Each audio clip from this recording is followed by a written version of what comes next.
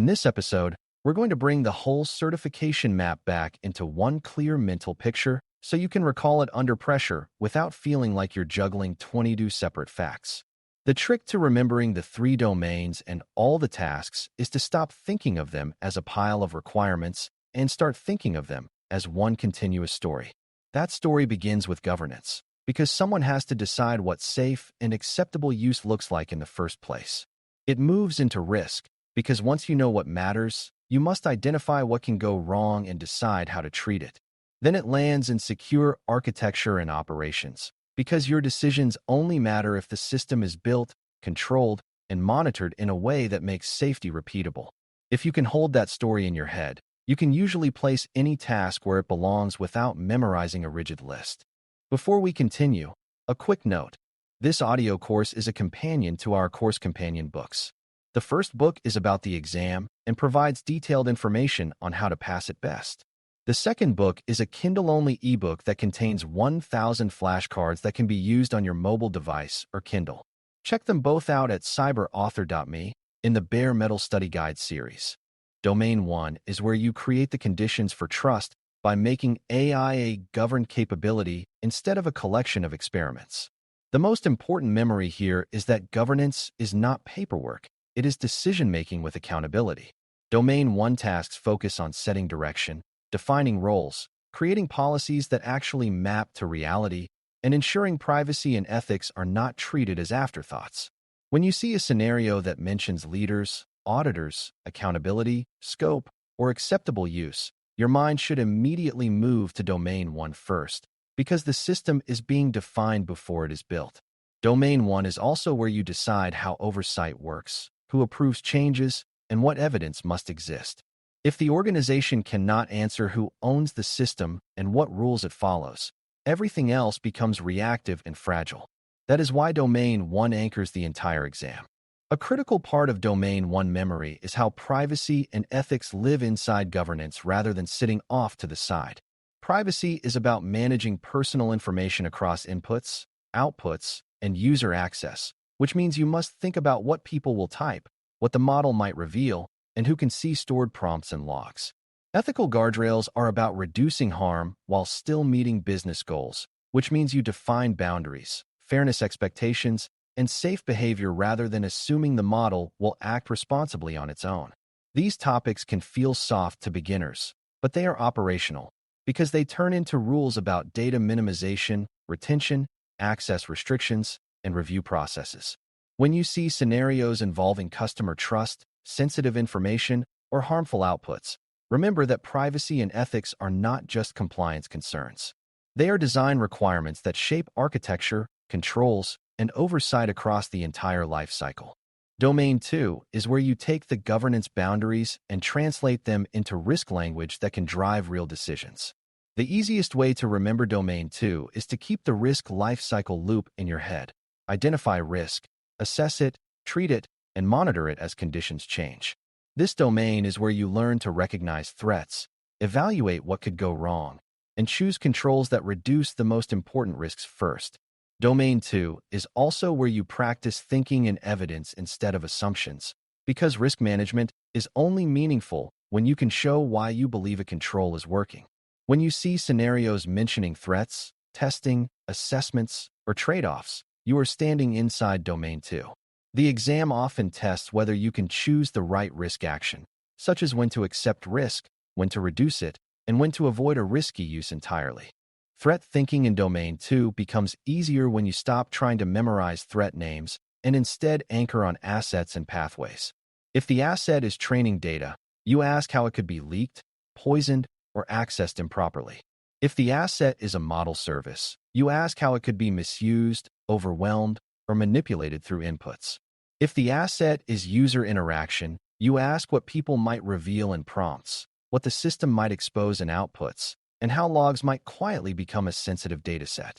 Domain 2 expects you to connect these assets to realistic threat behavior, including accidents and misuse, not only classic attackers.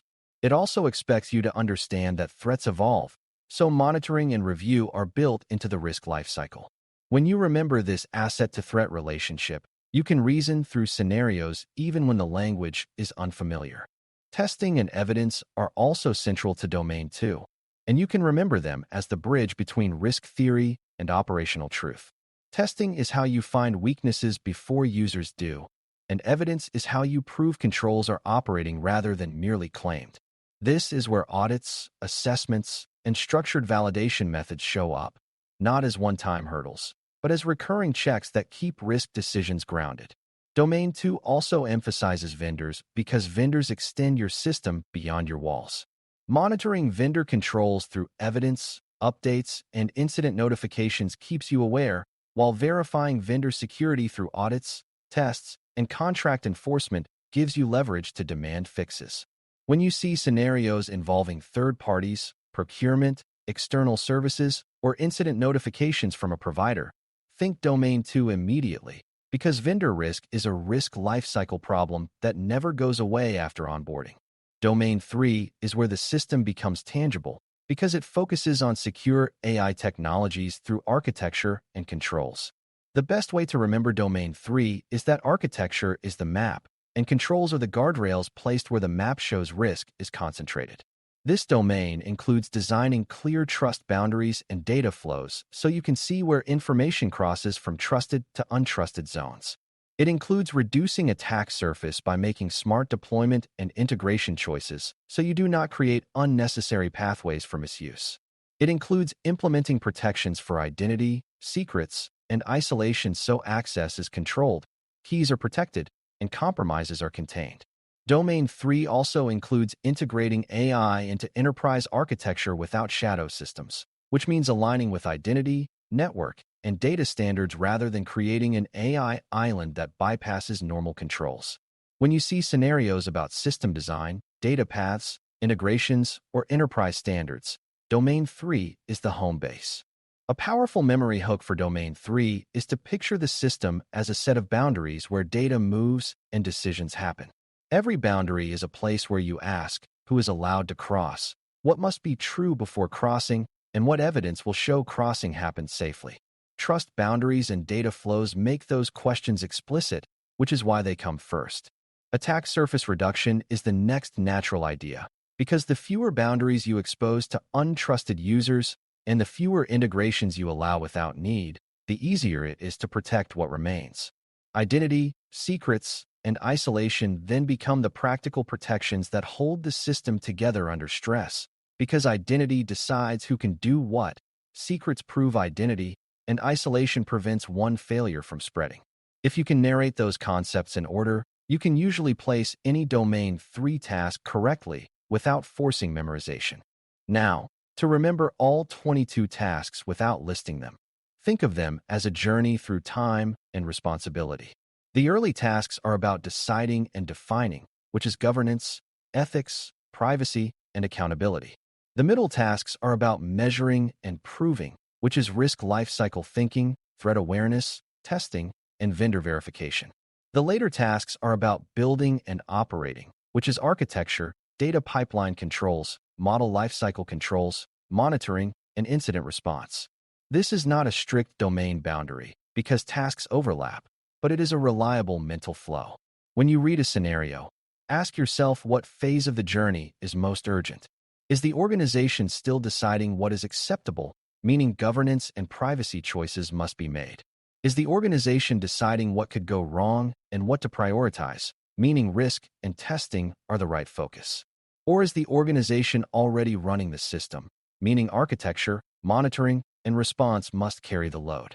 Task numbers can still help, but only if you treat them as signposts rather than as a memorized list. Tasks 1 through 22 are not 22 separate worlds. They are recurring responsibilities that reappear as the system grows. A project may start with governance tasks, move into risk tasks, and then land in architecture tasks, but it will loop back when changes occur or incidents happen. This is why the exam often uses scenarios that blend domains, because real life blends domains. If you practice identifying the primary need, you will usually pick the correct task even when multiple tasks are relevant. That primary need is often revealed by the strongest risk signal, such as a privacy risk, a vendor incident, a sudden model behavior shift, or an audit request. Your goal is to recognize the signal, and choose the task that stabilizes the situation first. A very practical cross-task memory is to link controls to ownership and evidence, because that relationship connects nearly every domain. A control that cannot be owned will decay, and a control that cannot be evidenced cannot be trusted. This applies to identity restrictions, vendor oversight, data pipeline protections, monitoring rules, and oversight workflows. It also applies to explainability and audit alignment, because defensibility is evidence plus a coherent story. When you are unsure which task is being tested, ask whether the scenario is really about building a control, proving a control, or responding when a control failed. Building points toward architecture and lifecycle controls. Proving points toward validation, audits, and evidence collection. Responding points toward incident response coordination and operational monitoring. That simple three-way question often snaps the scenario into focus quickly. Another memory pattern that helps under exam pressure is to separate prevention, detection, and response, because tasks 1 through 22 cover all three even when they do not use those words. Prevention includes governance boundaries, safe architecture, minimized attack surface, and controlled data pipelines. Detection includes continuous monitoring of system behavior, control health, and security signals. Response includes connecting alerts to incident response so containment, investigation, and recovery happen quickly and consistently. Many scenarios are designed to test whether you jump to prevention when the situation already requires response, or whether you try to respond when the real issue is missing prevention. When an alert is already firing or harm has already occurred, response tasks should lead. When the system is being planned or expanded, prevention and governance tasks should lead. Detection tasks are the glue that keeps prevention and response connected over time. Finally, remember that the exam is not asking you to be a tool operator. It is asking you to be a manager of safety, risk, and controls across a living AI system. That means you must be comfortable with trade-offs, because safety cannot be absolute and usefulness cannot be unlimited. Risk-based human oversight exists because reviewing everything is impossible, but reviewing nothing is reckless. Explainability exists because decisions must be defensible, but explanations must also respect privacy and access boundaries. Monitoring exists because drift and misuse will happen, but monitoring must be tuned so people do not drown in noise. Vendor oversight exists because third parties will be involved, but oversight must be enforceable through evidence and contracts.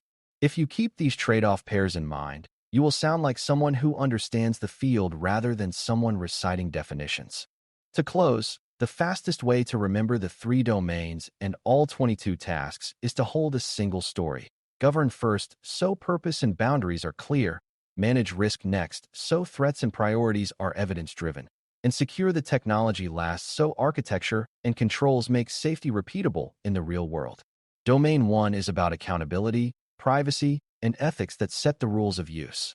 Domain 2 is about the risk lifecycle, threats, testing, and vendors that turn rules into prioritized safeguards. Domain 3 is about architecture, data protection, and operational discipline that makes safeguards real and sustainable. Across tasks 1 through 22, your job is to choose the right responsibility at the right moment, then back it with ownership and evidence so it survives change. When you can do that, you are not merely recalling tasks. You are thinking like the role the certification is trying to validate. Thanks for listening. For more audio courses, daily newsletters, and more, please visit BareMetalCyber.com.